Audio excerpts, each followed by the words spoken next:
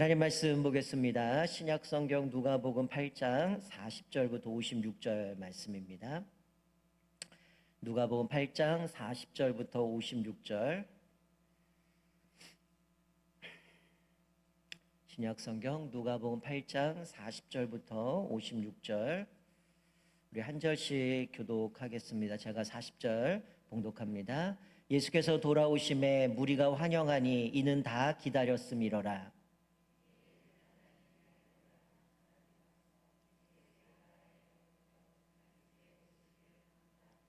이는 자기에게 12살 된 외딸이 있어 죽어가미로라. 예수께서 가실 때에 무리가 밀려들더라.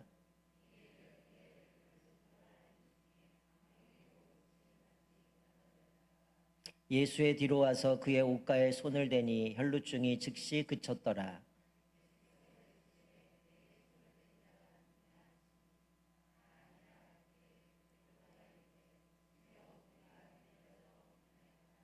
예수께서 이르시되 내게 손을 댄 자가 있도다. 이는 내게서 능력이 나간 줄 알미로다 하신대.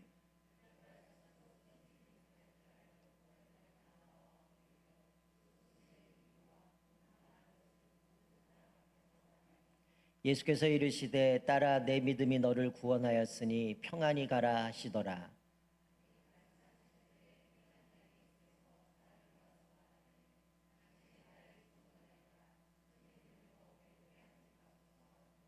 예수께서 들으시고 이르시되 두려워하지 말고 믿기만 하라. 그리하면 딸이 구원을 얻으리라 하시고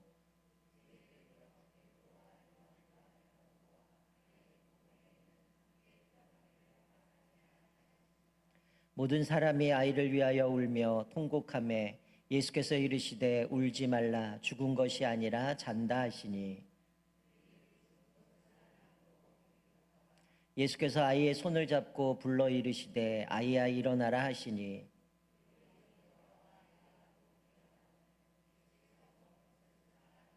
함께 봉독합니다. 그 부모가 놀라는지라. 예수께서 경고하사 이 일을 아무에게도 말하지 말라 하시니라. 아멘. 아마 금요기도회 때 가장 많이 특송하는 팀이 아마 임직 예정자일 겁니다. 제가 할 수만 있어 한 달에 한 번씩 지금 시키고 있거든요. 순서가 밀리면 밀리지만 계속 하는 이유가 한 달에 한 번이라도 나와서 또 금요기도에 기도하고 기도를 준비하라는 의도로 지금 하고 있는데요. 아직 뭐 시간은 좀 있지만 저희가 이제 교회 설립 주일날 또 임직식이 이제 예정이 되어 있기 때문에 아마 몇 달 좀 남아 있습니다. 또 지난 한 4달, 넉 달 정도 또 교육 진행하고 지금은 잠깐 뭐 쉬고 있는 부분이지만 또 여러분들 위해서 계속해서 일꾼들 위해서 기도해 주시면 좋겠습니다. 자, 우리 지난주까지 우리가 두 개를 살펴봤습니다. 지금 여름 성경학교 하는 그 본문 그대로 제가 좀 말씀을 나누고 있는데요. 이 누가복음에 있는 8장에 대한 부분을 이야기를 하고 있어요. 첫 번째는 제자들과 함께 예수님이 가버나움에서 이제 거라사로 가는 중에 폭풍을 만났죠.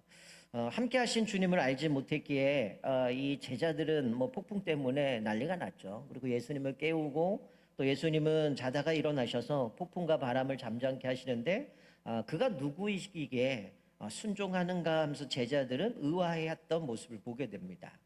그때 우리가 인생에 이런 폭풍을 만날 때 믿음의 주여 온전케 하시는 예수를 바라봐야 된다. 그래서 우리가 믿음으로 승리할 수 있다라고 말씀드렸는데, 자, 우리 지난주 살펴본 말씀은 아이러니한 거는 뭐였습니까? 이 제자들은 예수님이 누군지 모르는데 고라사에 도착했을 때 군대 귀신 들린 한 사람을 만나죠. 근데 그 귀신은 예수님이 전능하신 분임을 알았다는 거죠. 그리고 예수님이 그 귀신 들린 사람을 불쌍히 여겨서 귀신에게 나오라 명령할 때에 이 귀신이 요청해서 돼지떼로 들어가 몰살하게 됩니다. 근데 사람들은 이 정말 어떻게 할 수 없었던 이 사람이 고침받은 것에 대해서 감사하기보다는 자기들의 이제 소유가 재산의 손해가 나는 것을 생각하면서 예수님을 떠나가게 하시는 모습을 보게 되죠. 그래서 제가 지난주에 말씀드린 것처럼 예수님이 거라사 갔다가 그냥 쫓겨나서 다시 이제 가버나움 가시는 그 사건 속에서 우리가 초점을 맞출 수 있는 거는 예수님이 그 한 사람을 만나기 위해서 일부러 찾아가셨다는 겁니다. 아무도 그 사람을 손대지 못하고 모든 사람이 포기했고 어떻게 보면 그래서 무덤가에 거늘다가 때로는 귀신이 움직이면 쇠살 끊고 광야로 가서 뛰어다녔던, 어떻게 보면 완전 인생의 막장까지 가버린 그런 인생이지만 주님이 찾아오셔서 또 그를 만나셨을 때 완전히 변화되어 가는 모습을 보게 되죠. 그때 이제 예수님은 이 고침받은 사람이 예수님을 따른다라고 할 때 예수님이 그것을 거절하시고 하나님이 너에게 큰 일을 행하신 것들을 가서 전하라 할 때 가정으로 돌아가서 온 마을에 그 하나님을 증거했던 모습을 우리가 살펴봤습니다. 그래서 우리가 늘 하나님 앞에서 가장 큰 행한 일이 뭘까? 사실은 나 같은 죄인을 용서하시고 주님의 자녀 삼은 것, 이것만큼 큰 일이 어디 있겠어요? 우리는 늘 하나님의 은혜를 감사하면서 또 우리가 그 주님을 증거하며 살아야 된다는 거예요. 자, 오늘 본문 말씀은 예수님이 다시금 가버나움으로 이제 돌아오시죠. 근데 사람들이 환영합니다. 왜냐하면 이들이 예수님을 다 기다렸다는 거죠. 아마 소문이 났는지 아니면 그 전에 예수님이 병을 고치셨던 사건 때문에 그런지 이 무리들이 예수님을 기다립니다. 그 중에 이제 한 사람, 회당장 야이로라는 사람이 주님 앞에 와서 엎드리면서 자기 집으로 가시기를 요청을 합니다.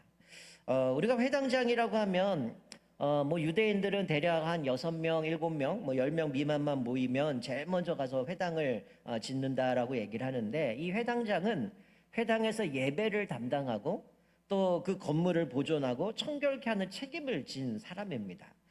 근데 그 사람이 예수님을 오신 것을 보고 그 발치에 엎드려서 예수님을 자기 집으로 요청했던 이유는 자기 집에 외동딸 하나가 있었는데 12살 된 딸이 다 죽게 되었기 때문이라는 거죠.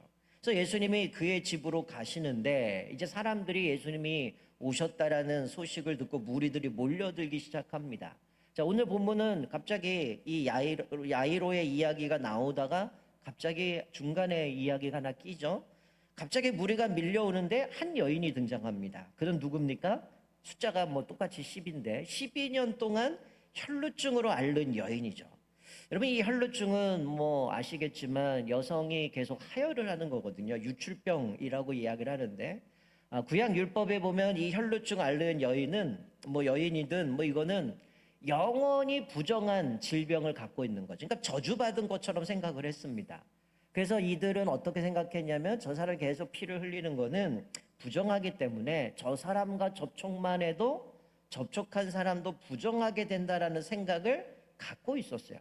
자, 그런데 오늘 본문 말씀에 보면 이 여인이 조용히 예수님께 와서 조용히 뒤에서 예수님의 옷을 만집니다. 그러자 이 여인이 혈루증이 낫게 되어요. 원래는 격리되어야 했거든요. 그런데 이 여인이 어떻게 그걸 뚫고 왔는지 조용히 와서, 사실은 걸리면 목숨을 내어놓아야 되는 그런 상황이거든요. 그런데 조용히 와서 예수님의 뒤에 옷자락을 만진 것은 바로 자기가 걸렸다 큰일 나니 조용히 왔는데, 놀라운 것은 이 모든 사실을 주님이 알고 계셨다는 거예요. 그래서 예수님이 묻습니다. 누가 내 옷에 손을 댔느냐? 근데 베드로는 지금 사람이 많으니까 누군가가 밀쳐가지고 예수님을 건든 것 같습니다 라고 얘기하는데, 예수님은 아니다, 누가 내 옷에 손을 댔다는 거예요. 내게서 능력이 나갔다고 말씀하죠. 여기서 보여주시는 건 예수님은 불치의 질병도 다스리시는 권세를 가지신 분이라는 거죠. 이 여인이 부정한 여인이기 때문에 사실 예수님을 건드렸다면 예수님도 부정해지는 거거든요. 그러자 여인은 어떤 이 상황 속에서 사실 이제 숨길 수 없는, 그러다 보니까 두렵고 떨리는 마음이죠. 자기가 유출병 또 이 혈루병이었다고 하니 부정한 여인이었고, 그러면 사람들이 일제히 돌 던져서 죽일 수도 있고, 또 예수님마저 만져버렸으니 이 여인 때문에 부정한 예수님이 돼버렸으니 난리가 날 텐데, 이 두렵고 떨리는 마음으로 예수님께 나와서 이 여인은 이야기를 합니다. 내가 왜 손을 댔는지, 왜 이렇게 내가 나오게 됐는지를 이야기를 합니다. 여러분, 사실 예수님이 여기서 뭘 주신 거예요? 이 여인에게 공개적으로 자기의 믿음을 표현할 수 있도록 주님이 기회를 주신 겁니다. 여러분, 그렇지 않았다면 이 여인은 뭐 부정한 여인이고 이랬으니 당연히 돌 맞아 죽었어야 되는데, 예수님은 누군가가 내 옷에 손을 댔다, 내 능력이 나갔다, 그래서 그 여인이 고침을 받았다라고 하는데, 이 여인이 스스로 고백하게 하는 거예요. 나는 부정한 여인이었다. 근데 예수님 앞에 나와서 옷을 만진 이유는 예수님의 옷자락만 만지더라도 내 병이 나을 거라는 그런 믿음이 있었기 때문에 예수님께 나와서 그 옷자락을 만졌고 그러다 보니까 내 병이 낫다라는 믿음의 고백을 하도록 만들어 주신 거죠. 원래는 이 부정함 때문에 아마 자기의 믿음을 공개하기는 쉽지 않았을 거예요. 내가 스스로가 나는 죽일 놈입니다. 나는 나쁜 놈입니다.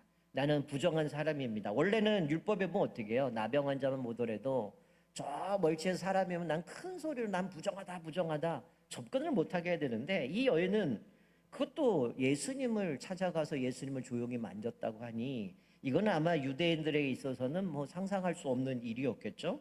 그런데 예수님은 어떻게 하십니까? 그 여인이 이런 믿음의 고백을 하고 나니까 그를 축복해 주죠. 내 믿음이 너를 구원하였으니 평안히 가라 하시더라라고 말씀하죠. 여러분, 우리는 어떻습니까? 이 여인을 보면 어쨌든 예수님을 옷자락을 만짐으로 인하여 자기의 이 병이 고침을 받고 예수님 말씀하시는 너는 구원받았다 평안히 가라라고 말씀하고 있는데, 여러분 어쩌면 우리는 내 삶 속에서 이런저런 이유로 뭐 직장이든 아니면 이웃이든 내 다른 사람들 앞에서 그리스도인임을 숨기고 있지는 않습니까? 내가 하나님 앞에서 이렇게 살아가는 사람입니다. 나는 예수를 믿음으로 인해서 내 인생이 이렇게 바뀌었습니다. 그렇기 때문에 나는 이런 것들을 포기했고 나는 주님 때문에 이런 삶을 살아갑니다라는 거를 요즘은 다 그냥 샤이 기독교인이라고 해서 자기를 숨기고 있지 않습니까? 근데 이 여인은 어쩌면 맞아 죽을 각오를 하고 지금 고백한 거거든요. 나는 이런 부정한 여인이었지만 그 예수님의 옷자락만 만져도 난 날 수 있다라는 그 믿음, 주님을 향한 그 믿음이 있었는데 그거를 공개적으로 얘기할 수밖에 없는 상황이었지만 그거를 고백했더니 예수님이 오히려 축복하시고 내 믿음이 너를 구원하였다. 그러니 평안히 가라라고 말씀하면서 이 여인이 완전히 이제 회복된 모습을 보게 되죠. 원래는 율법이면 어떻게 할까요? 제사장 앞에 가서 자기를 확인하고 해야 되는 부분이지만 어쨌든 예수님이 이 여인의 병을 고쳐주셨고 이제 그를 네 병이 깨끗이 났다라고 얘기하지 않죠. 구원받았다라고 얘기합니다. 그리고 평안히 가라라고 얘기를 해요. 자, 이 찰나에 어떤 일이 벌어집니까? 야이로의 집에서 사람이 옵니다. 비보를 전하죠. 야이로의 딸이 죽었다는 거예요. 그러니 종이 예수님을 괴롭게 하지 말라라는 겁니다. 여러분 보통 이런 상황 되면 어떤 마음이 들까요? 원망하지 않겠어요? 아, 예수님 좀만 빨리 갔으면 내 자녀가 살았을 텐데, 이 생각이 들지 않겠어요? 근데 이 오늘 본문 말씀에서는 이 야이로가 주님을 보면서 원망했다 불평했다 이런 얘기가 절대 안 나옵니다. 오히려 이 찾아온 사람들이 지금 당신 딸 죽었으니 헛수고니 괴롭히지 마십시오. 그냥 끝났습니다 이 얘기를 하는 거예요. 근데 주님이 뭐라고 얘기해요? 그 사람을 향해서 두려워하지 말고 믿기만 하라. 그리하면 딸이 구원을 얻으리라 라고 말씀하죠. 그래서 집에 와서 이제는 예수님이 집에 가서 베드로와 요한과 야고보와 아이 또 부모 외에는 그 들어가지 못하게 하는데 52절에 보니까 모든 사람들이 아이를 울고 있습니다. 왜 그럴까요? 죽었기 때문이죠. 근데 예수님 뭐라고 말씀해요? 죽은 것이 아니라 잔다라고 말씀하시죠. 그래서 사람들은 죽은 줄 알고 비웃습니다. 근데 54절에 이렇게 말씀하죠. 아이의 손을 잡고 불러 이르시되 아이야 일어나라 하시니. 여러분 오늘 여기 누가복음에 나오지 않지만 다른 본문에서는 이 장면을 달리다굼이라고 얘기하죠. 탈리다, 이게 소녀야 라는 얘기입니다. 쿰, 일어나라, 소녀야 일어나라 하셨더니 그 영이 돌아와 아이가 곧 일어났다라고 말씀하죠. 그리고 아이에게 먹을 걸 주라는 거예요. 왜 먹을 걸 주라고 했을까요? 이 아이가 그만큼 즉시 건강을 회복해서 음식을 먹을 정도로 완전히 회복되었음을 보여주는 것이죠. 여러분 여기서 보여주는 게 뭡니까? 예수님은 생명의 주인이시라는 거죠. 자, 오늘 본문이 우리에게 주시는 교훈이 뭘까요? 우리가 지난주, 지지난주 쭉 살펴보면서 이번에 성경학교 주제가 믿음의 항해예요. 우리가 살아가면서 때로는 여러 가지 폭풍과 같은 바람과 같은 여러 가지 위기들을 만납니다. 그런데 일과에서는 뭘 살펴봤어요? 예수님이 누구신가?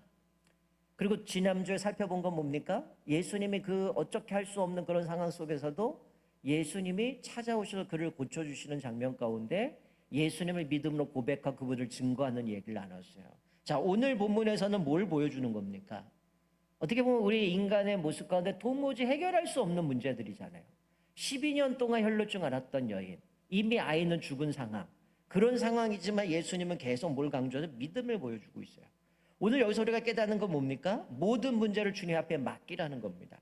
여러분, 혈루증 앓았던 여인은 부정한 여인 취급받았다 그랬어요. 오늘 이 본문뿐만이 아니라 마태나 마가나 뭐 말씀들을 쭉 살펴보면 12년 동안 많은 의사들한테 괴롭힘을 당했어요. 이 얘기는 뭡니까? 야, 내가 너 고쳐줄 수 있어. 너 이렇게 하면 날 거야. 저렇게 하면 날 거야. 12년 동안 그런 일을 많이 했다는 거예요. 그래서 성경에 보니까 뭐라고 하냐, 뿐만 아니라 돈도 다 허비했대요. 근데 아무 효험도 없고 도리어 병은 더 심해졌습니다. 즉 해볼 만한 거 다 해봤다는 거예요.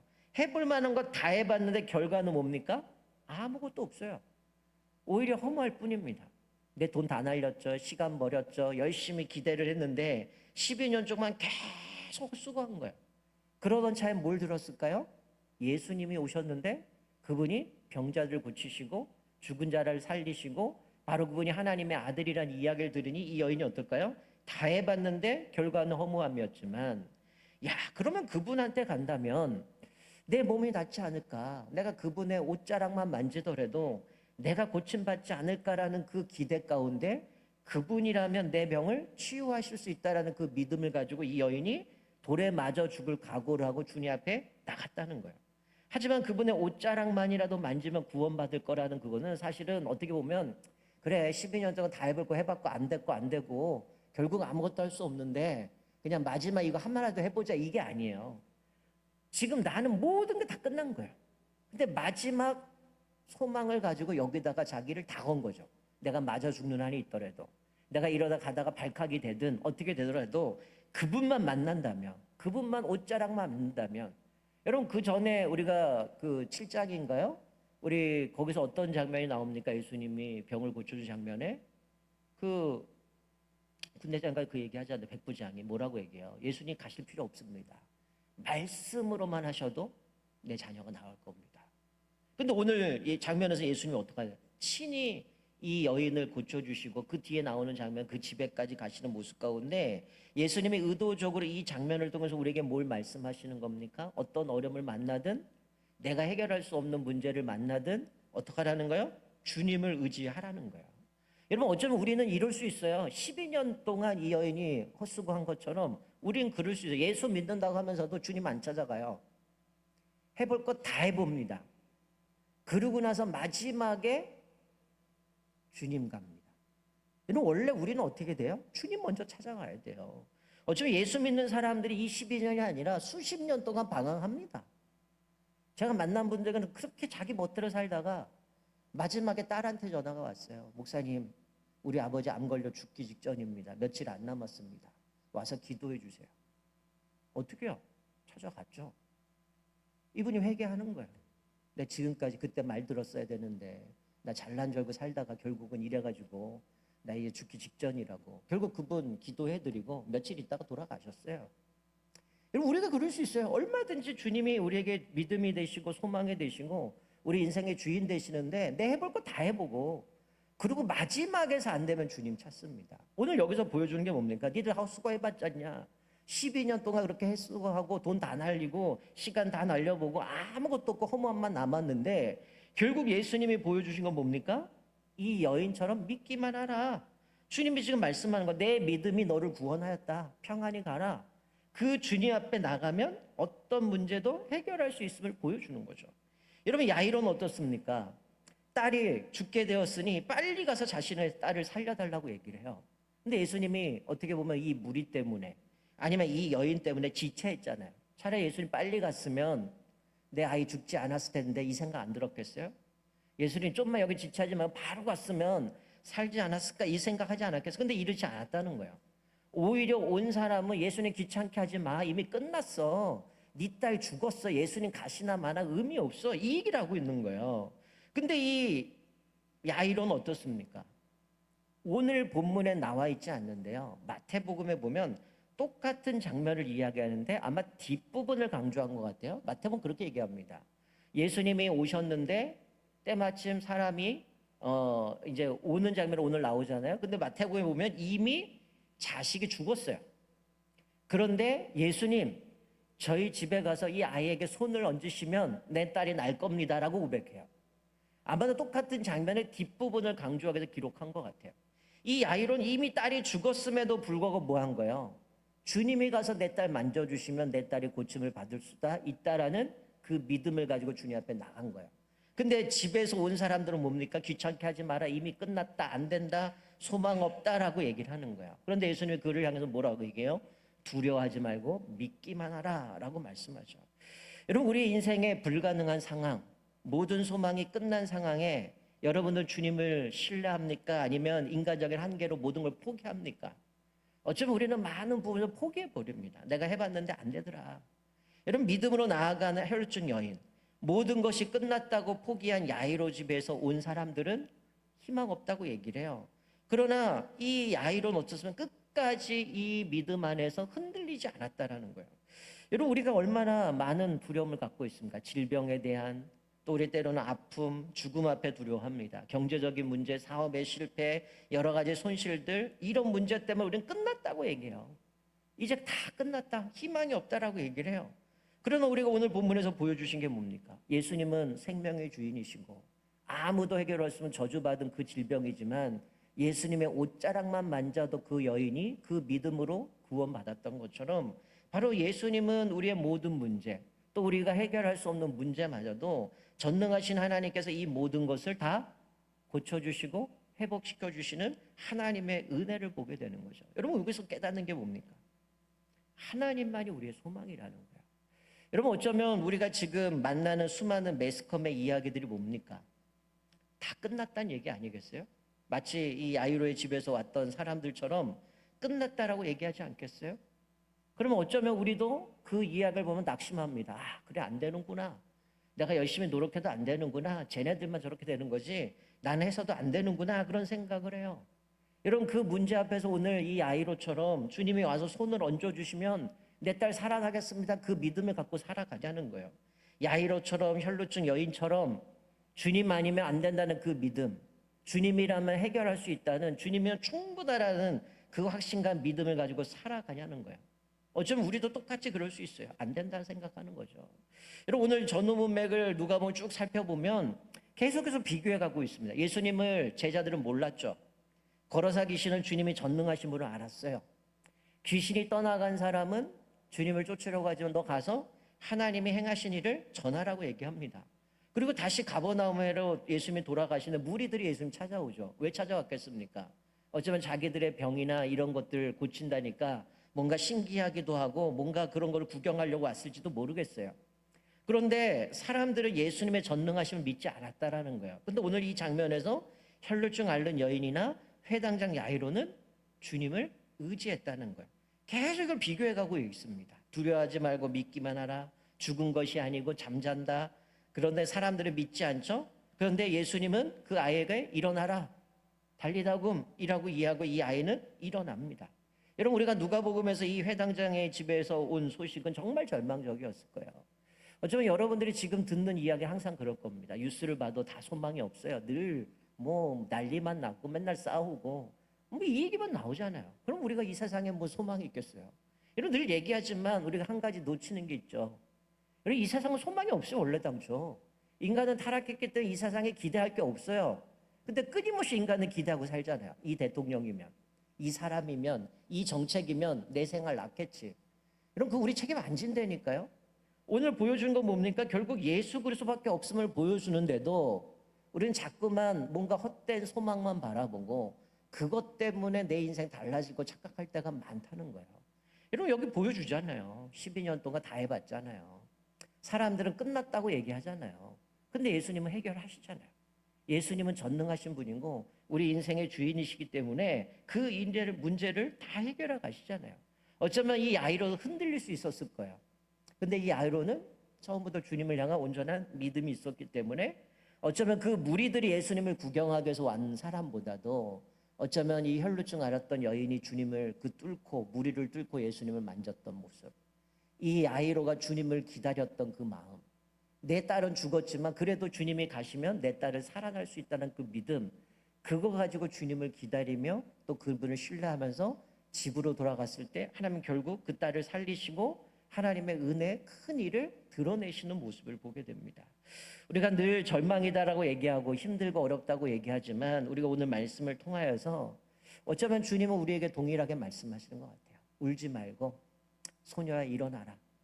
소녀야 일어나라 라고 말씀하면서 주님이 그 믿음으로 너를 구원하시는 그 하나님의 은혜의 소리를 우리 좀 기울였으면 좋겠어요. 우리는 끊임없이 뉴스 듣든 사람 얘기 들으면 늘 시원한 얘기가 아니잖아요. 늘 좌절과 절망과 슬픔과 비극과 더 이상 내 할 수 없는 그런 모습이지만 그런 거 들어볼 게 아니라 오늘 본문의 말처럼 내 믿음이 너를 구원하였다.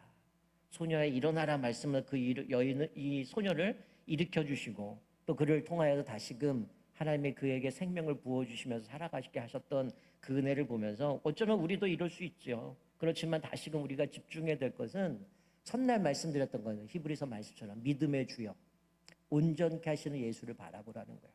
어쩌면 우리도 동일하게 지금 불평하고 원망하고 낙심되고 다 해봤고 안 되고 절망적이고 뭐하러 그렇게 합니까? 끝났습니다라고 하는 그 소리 앞에 이 야이로처럼 흔들리지 않았으면 좋겠어요. 주님만 바라보고 주님 내 딸 죽었지만 주님 가서 내 딸에게 손만 얹어주시면 내 딸이 살아날 수 있습니다 라는 그 믿음을 가지고 또 주님을 기다렸고 주님을 만나고 최악의 상황이지만 그래도 흔들리지 않고 주님 바라보며 믿어 나왔던 것처럼 저와 여러분들은 오늘 이 말씀처럼 그 믿음이 너를 구원했다는 그 말씀 앞에 다시 한번 나를 돌아보면 나는 잣보자기 하고 있는가 아니면 아직도 신실하신 그 주님을 의지하고 믿음으로 살아가는가 다시 한번 주님 앞에서 나의 삶을 돌아보면서 이 오늘 이 야이로의 모습처럼 또 혈루증 여인처럼 다시 한번 우리의 믿음을 점검하시고 오직 예수만 바라보며 또 믿음으로 승리하시는 저와 여러분 되시기를 주님의 이름으로 축원드립니다. 아멘.